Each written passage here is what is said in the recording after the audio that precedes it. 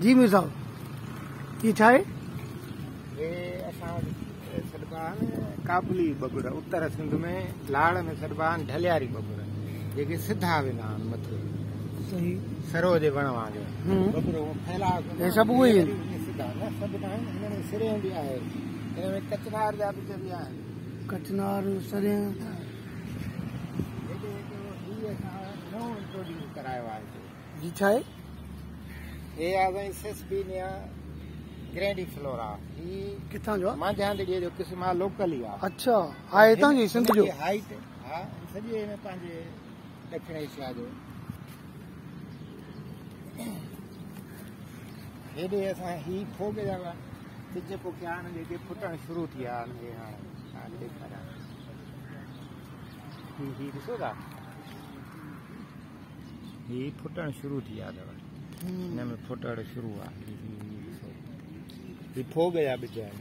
Fog कहिड़े कम जो आहे इहो? अच्छा, हिन जो नालो छा ॿुधायो? मांझांदड़ी जो क़िस्म आहे इहो? सिसबेनिया ग्रैंडीफ्लोरा।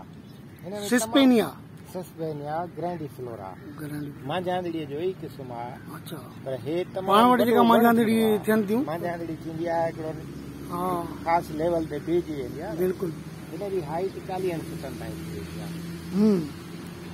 वॾो आहे, सम्झो वण वांगुरु वॾो वेकिरो, माना सरीअ जेॾो वण थी वियो न।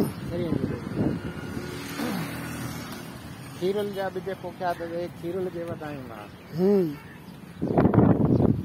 अच्छा, लयार किथे बीठो? यार होॾे आहे। हा, ॾिसूं था।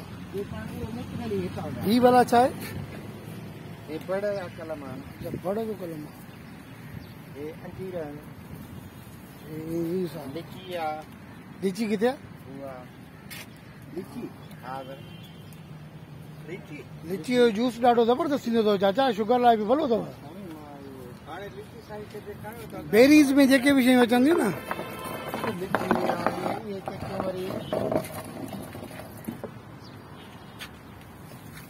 समुंड जे किनारे ते साईं इहा वॾी रौनक आहे।